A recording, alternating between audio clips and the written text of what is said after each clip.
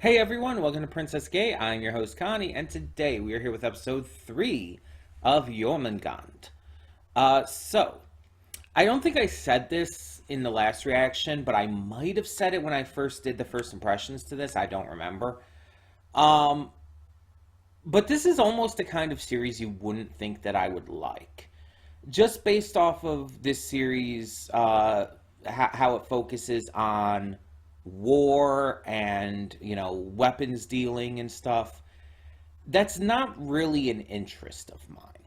Like when you think of like war movies like Saving Private Ryan or whatever else, I guess Oppenheimer technically counts. I haven't seen those movies.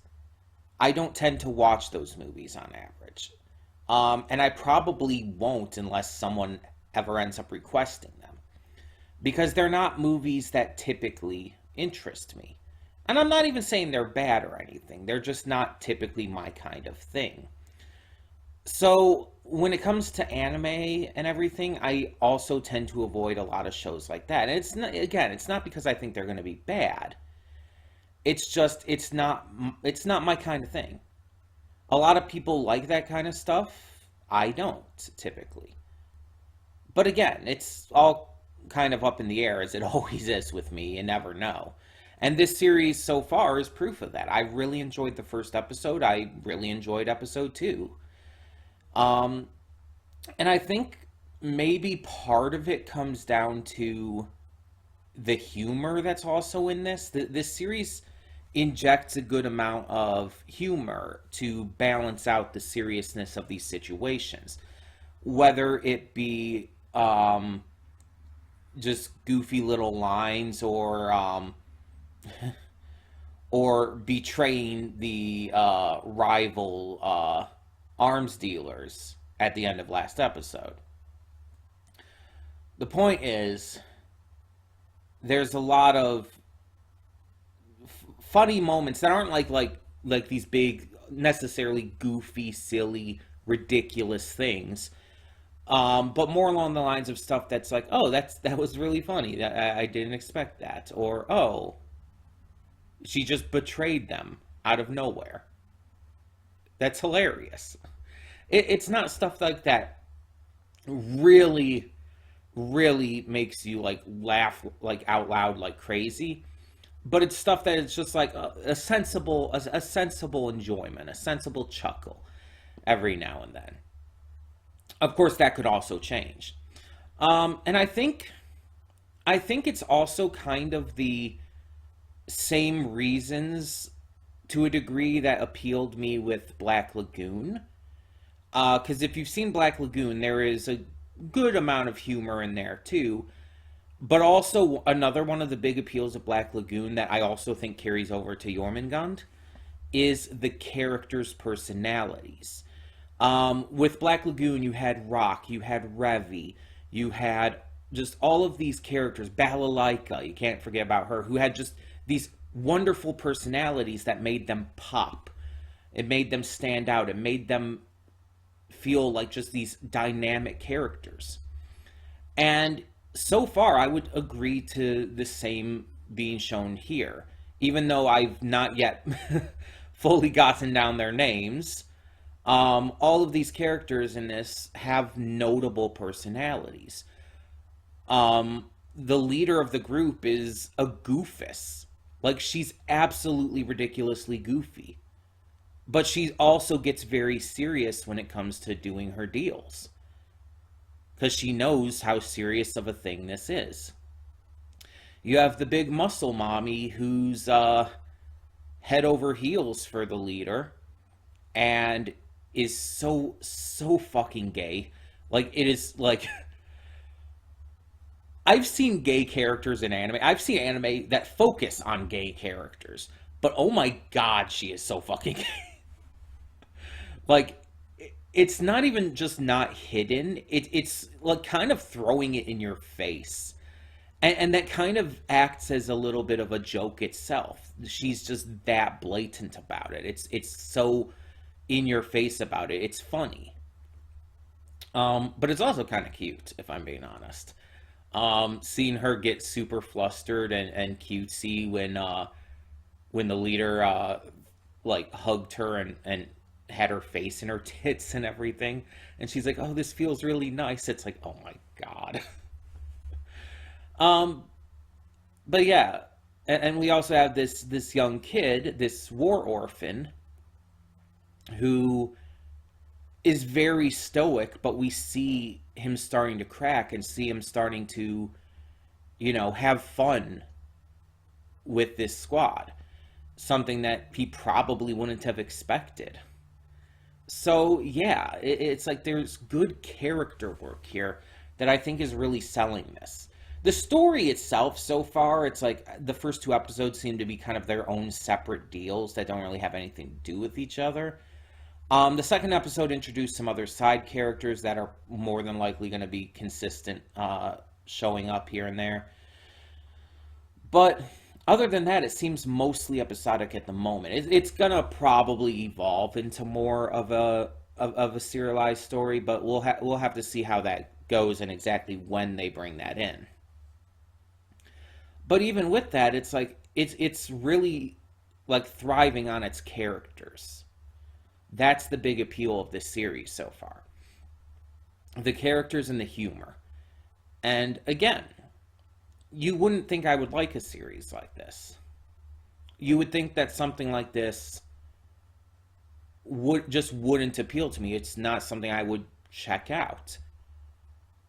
And mind you, I checked it out because of a single screenshot I saw of Valmay's her name, right? Again, I'm trying to get the names down still. The muscle mommy.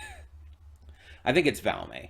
I saw a single screenshot of her in like a swimsuit and like showing off all her muscles and everything. It's like, I have to check this out. I don't even know what this is, but I have to check it out. So it's like, yeah, my horniness is what got me to check it out. But yeah, you wouldn't think I would check something like this out if I had known what it was about. And I probably wouldn't have. But I'm glad I did because I am enjoying it. And I hope that continues to be the case. I hope that I continue to really find this entertaining. And I probably will. It seems like it's going to be that kind of series. Now, I believe I did say last time there are 2 seasons, and they are both single core. So it's not too difficult of a series to get through. It's not like you have to worry about like a double core season with like 24 to 26 episodes being a little bit of a trudge to get through. No, a 12 episode single core, pretty simple, pretty easy to get through. Probably won't need any kind of break in here unless it just ends up, I don't know, starting to drag or something. That's the only thing I could think of. Um, but we should be good, and well, as long as we finish this and as long as it continues to be as good as it is, we'll get to season 2. Just have a little break before we do so. Hopefully, not too long of a break, but who knows with this channel. But yeah, I'm excited to get to this. I don't know what's going to happen now since, again, it seems mostly episodic. I don't think we're going to be, like, touching again on, like, the entire, like, war that was kind of avoided with the last episode. But I don't know. I could be completely wrong. We'll see. So let's get this started and hope for the best. When the screen fades to black, pause this redirect and go to the description below. Follow the link to the reaction, and after you watch it, come back here to the redirect and resume play. Because after it fades to black and then fades back in, everything from that point forward will be my afterthoughts and will contain spoilers to the episode. So, that being said, thank you so much for tuning in, and I will see you at the reaction. And we are back, and we'll begin with spoilers in 3, 2, 1, now. So, yeah. Coco and Valmay's date was kind of ruined there. I'm still not entirely sure if Coco reciprocates it. I mean, it's hard to tell. The two were like looking at each other and blushing at each other during this. When like Valmay was offering to buy the watch for her and everything, but it's like yeah, just it's hard to tell. Like it's obvious Valmey's basically made no secret of the fact that she has a massive thing for Co- Coco, but it's just not 100% if it's reciprocated at all. Um, but like I said in the reaction, at the very least, Coco is respecting it. At the very least, she is uh, not like being rude to Valmey about it, or like knocking her down about it or anything. She's you could kind of say if it isn't reciprocated, you could kind of say it's mean to lead her on like that. But I feel like it probably comes from a place of not wanting to break her heart. And there's like arguments you could go like either way on in that regard. But again, it's unclear if it's reciprocated or not. So at the moment, it's hard to say what the case is. Either way, so this episode, and seemingly going into the next one at least, focuses on the biggest downside to being an arms dealer, outside of just supplying weapons for wars and stuff. Um, that is when you have assassins being sent after you. Um, we meet the mercenary group known as Orchestra, who used to be 8 members. Seven of them died, and a new member just joined. Um, these two are psychotic killers for hire who are currently being sent after Coco. Maestro is the leader, the only former member who's left, and he believes that gunfire is music. And obviously not literally, but more of a figurative sense. He sees gunfire as music, as something to be proud of and excited by, which is why he hates silencers, because it muffles the music in his eyes. It's a really interesting character trait. Like we've seen this kind of thing before, where people see killing in that kind of way. Like you watch like Helsing Ultimates, and the Major is like conducting the chaos, and you also see that in Hunter x Hunter with the leader of the Phantom Troop. My mind was only going to Chimera Ants, and I knew that was wrong. But yeah, Crollo Lucifer. You'll see him doing the same thing during the York New City arc. So it's like we've seen that kind of concept before, but I don't know if I've heard it verbalized in this way, like actually saying that it's like music. I might have, it's just I can't think of anything off the top of my head. But Maestro has a new member to the group named Chinatsu. I had to check the credits again real quick to check what the name was to be sure. Chinatsu is this younger girl. It's unclear her age range. I would say probably early 20s, probably around the same age as Coco, because Coco's 22, I believe. I'd say Chinatsu is probably somewhere between 18 and 22. I think that's pretty fair. But Chinatsu seems to have a deep respect for Maestro, and very clearly loves to be praised by him. It kind of like a senpai notice me situation. But she is very clearly crazy as well. We see that she is good at building these kinds of super weapons that, like for example, in the cold open and all, we saw the gun she had built that shoots that shoots like a bunch of bullets in the same location in a like kind of rhythmic pattern, and it's like Jesus. That's quite a torture method. Um, and she's definitely kind of crazy herself. Also, I don't understand. Like the hat, I understand. She mentioned that Maestro gave it to her, so of course she's gonna wear it. She very clearly has a senpai complex with him. But I don't get the entire panties thing. Like in the cold open, the guy that they're interrogating, and torturing, the mafia boss or whatever, is like, "Why aren't you wearing panties?" And she doesn't really answer him. And when Maestro asks later, she's like, "It's a secret." It's like, what does that mean? Why? I don't understand. It's like, is there relevance to that? I I I I, I don't know. Maybe there is relevance to that. I don't fucking know. I don't know. Does she stuff things up there to use as weapons or something? Like easy access? I don't fucking know. I listen, listen. I'm just spitballing shit because I don't fucking know like why that would be like pointed out.